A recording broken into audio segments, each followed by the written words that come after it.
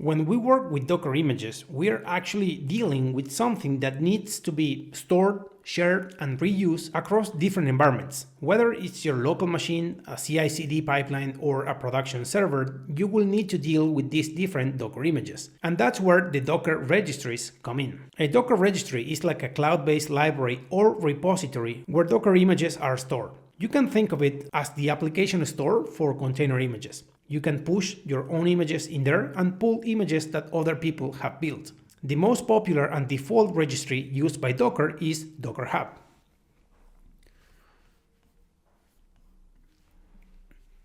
In our example, we do have our image right here, and we have our production environment, and we want to deploy this Docker image. We want to run this Docker image in a running Docker container in our production environment. In here, we are using Kubernetes.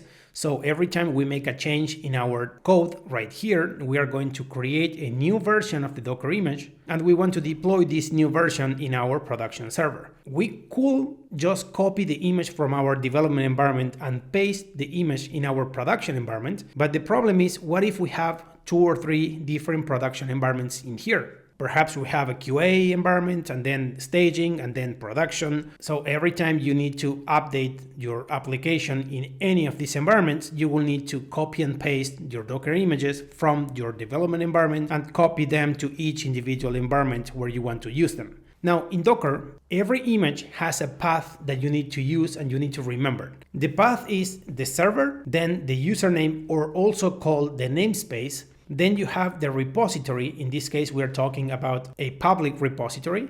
And finally, we have the tag.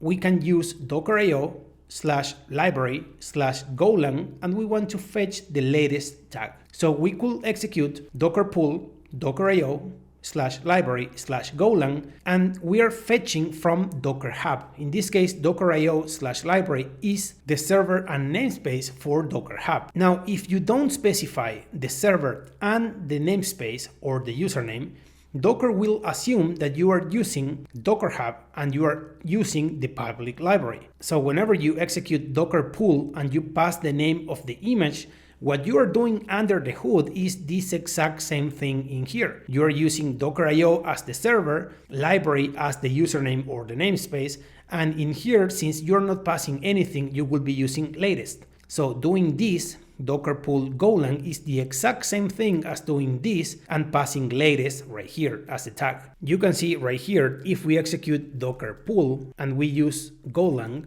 using default tag latest, so we are using the tag latest in here, and you can see that we are fetching from docker.io/library/golang. So this is the full path of the image that we are pulling. If you perform docker pull and just pass this path, you are going to download the exact same image that you downloaded before. You can see the digest here, the signature ends in C817, the same you have in here. So doing docker pull golang or doing docker pull docker.io/library/golang and latest is the exact same thing. If you don't pass the server, the namespace, and the tag, Docker will assume that you are fetching from docker.io/library and always using the latest tag. And as you can see, this is a public repository in here. So Golang repository is public. In Docker registries, you have one repository for each Docker image that you are working with. You cannot and you should not store more than one Docker image in the same repository under the same name.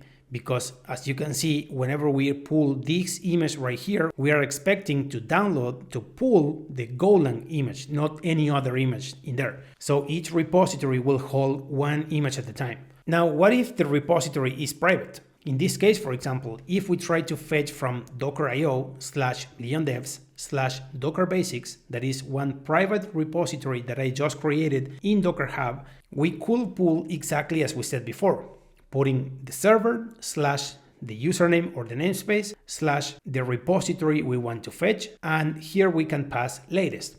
Whenever we try to do this, this will break. And the reason is because this is a private repository. So in this case, we need to authenticate against this server with this username in order to access any of the repositories inside this server and this username. In Docker, you have a command called docker login, where you specify the username and you can specify the server. If you don't pass the server, Docker will assume that you are authenticating with Docker Hub. So you could execute docker login passing the U flag with Leon Devs being the user and then the server. Or you can pass docker login with just the username with no server at all in here, and Docker will assume that you are using Docker.io, because you will assume all the time that you are interacting with Docker Hub. This will authenticate your user to interact with private repositories inside this server and this username. Exactly as you have Docker login, you can perform Docker logout. And in this case, the logout requires the server where you want to log out. So as you can see, you cannot log out from a specific user. You need to log out from a whole server. So let's see this in action. You can see right here under repositories in Docker Hub, we have this namespace for Leon Devs. And here you can see all the repositories. Here we have Leon Devs/Docker Basics, and this is a private repository, as you can see right here. If we go to a terminal and we try to pull Docker pull, so we want to pull an image from a registry, we are going to specify Leon Devs/Docker Basics. As you can see in here, we are just passing the namespace or the user and then the repository we want to fetch. This is the exact same thing as pulling from docker.io/Leon Devs/Docker Basics and fetching the latest tag. If you don't use a server, Docker will assume you are using Docker Hub, docker.io. If we try to do this, you can see using default tag latest, and here you can see access is denied for this specific resource. And the reason is because this repository is private. We can execute docker login passing the username that we want to log into. In this case will be Leon Devs and then the server. So we execute docker login, then the U flag for specifying the username, and we are going to pass Leon Devs. In this case, you can see it is asking for the password and also mentions that you can create a personal access token in Docker Hub. So instead of putting your account password, you can just put your personal access token in here. I will just paste my password here and you can see login succeeded. So now if we try to execute the same pull again from docker.io/Leon Devs/Docker Basics, you can see we are using default tag latest, and here is the signature of the image that we have just downloaded. You can see it by execute docker images, and here we have Leon Devs/Docker Basics. We can execute docker run. We are going to remove this after we finish, and we are going to run this image. As you can see, we have our application listening in the 8080 port exactly as before. But wait, how is it that we are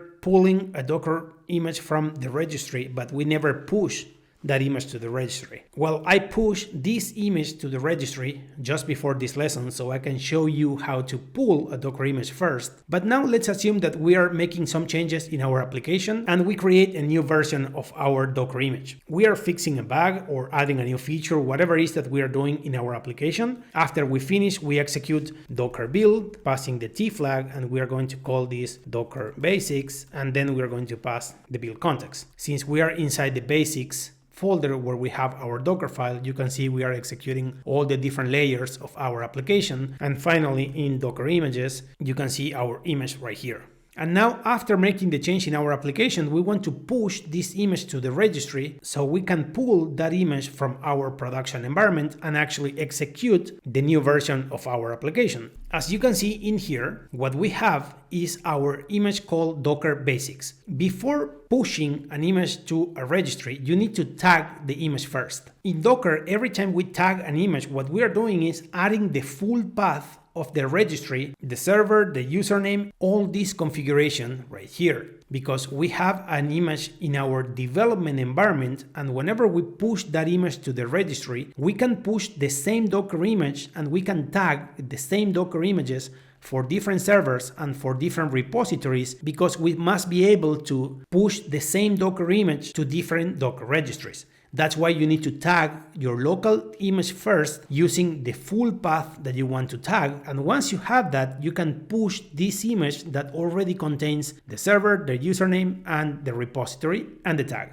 So that is what we are going to do here. We are going to execute docker tag. We are going to tag this image in here, Docker Basics, that is our local Docker image. And we are going to tag this for docker.io/Leon Devs/Docker Basics, and we are going to use the latest tag. You can see whenever we tag this, if we execute Docker images, take a look at this. We used the full path docker.io/ username/Docker basics and using the latest tag, but Docker created this repository right here, this Docker image right here, leondevs/Docker basics. Why is this? Because every time you use Docker.io, this is the standard server for Docker Hub. So in this case, the image doesn't contain the server, and latest is the default tag if you don't use a tag. So in our case, all this tag right here is the exact same thing as doing this. And once we have our image completely tagged, we can execute docker push, and we're going to push this image right here. By doing push, remember, we are just putting the username or the namespace and the repository, but Docker is adding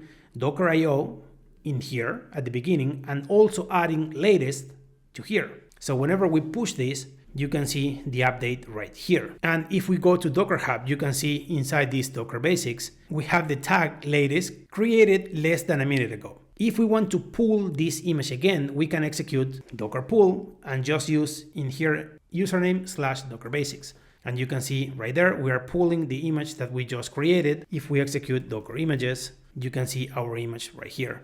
Now, if we execute docker logout, same as before, if you don't pass anything in here, Docker will log out from Docker Hub, will log out from docker.io. So executing docker logout or executing docker logout docker.io is the exact same thing. If we execute docker logout like this, you can see removing credential for docker.io. Now, if we try to docker pull our image again, you can see access denied because we are not authenticated to Docker Hub. As you can see, using Docker registries is really easy. The only thing that you need to remember is that if you don't pass the server and you don't pass the tag, Docker will always assume that you are talking with Docker.io and using the latest tag. If you don't pass the username, Docker will assume that you are interacting with docker.io/library. That's where all the public images are stored in Docker Hub. Of course, in here you can use whatever Docker registry you want. You could use Docker Hub,